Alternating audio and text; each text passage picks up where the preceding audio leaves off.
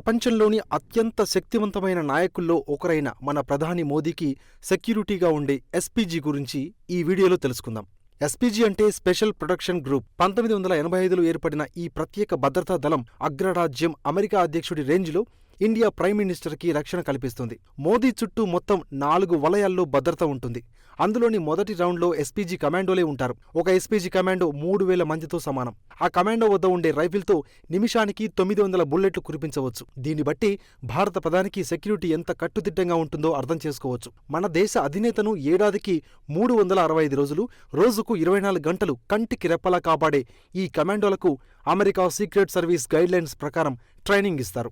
వాళ్ళ వద్ద 2000 astral rifle, automatic gun, 17M revolver వంటి మోడ్రన్ వెపన్స్ ఉంటాయి. జీరో ఎర్రర్ అనేది ఎస్పీజీ నినాదం. కర్తవ్య నిర్వహణలో కృషి, పట్టుదల, ధైర్య సాహసాలు, అంకితభావం వంటి ఆదర్శవంతమైన లక్షణాలను ప్రదర్శిస్తారు. భారత ప్రధాని భద్రతా వ్యవస్థను ప్రపంచంలోనే అత్యంత పటిష్టమైన ఏర్పాట్లలో ఒకటిగా పరిగణిస్తారు. పీఎం మన దేశంలో ఉన్నప్పుడే కాకుండా ఇతర దేశాలకు వెళ్ళినప్పుడు కూడా ఎస్పీజీయే ఆయన భద్రత చూసుకుంటుంది. తొలి రోజుల్లో ప్రధాని నివాసంలోని ఆయన బంధువులు కూడా ఎస్పీజీ భద్రతలోనే ఉండేవారు. కానీ 2019లో ఈ రూల్ మార్చారు. కొత్త నిబంధనల ప్రకారం ఎస్పీజీ భద్రత ఇప్పుడు ప్రధానికి మాత్రమే ప్రత్యేకం. ఈ విభాగంలో పనిచేసే సిబ్బందిని BSF, CRPF, CISF, RPF, ITBP వంటి బలగాల నుంచి ఎంపిక చేస్తారు. ప్రధాని చుట్టూ ఉండే సర్కిల్లో నడిచే ఎస్పీజీ సైనికులు నల్ల సూట్లు, బ్లాక్ కలర్ సన్ గ్లాసెస్ ధరిస్తారు. వారు ఎవరివైపు చూస్తున్నారో జనాలకు తెలియకుండా ఉండేందుకు మరియు వారి నిఘా అనేది చుట్టుపక్కల పరిసరాలపై ఉంచడమే ఈ నల్లకల్ల దళ ఉద్దేశం. ఎస్పీజీ కమాండోల ఆయుధాలు చేతుల నుంచి జారిపోకుండా ఉండేందుకు వారికి చేతి తొడుగులు కూడా భిన్నంగా ఉంటాయి.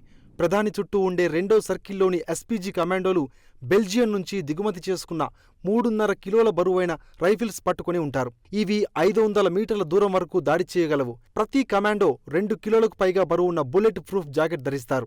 వారి మోకాళ్లపైన, మోచేతులపైన ప్యాడ్లు ఉంటాయి.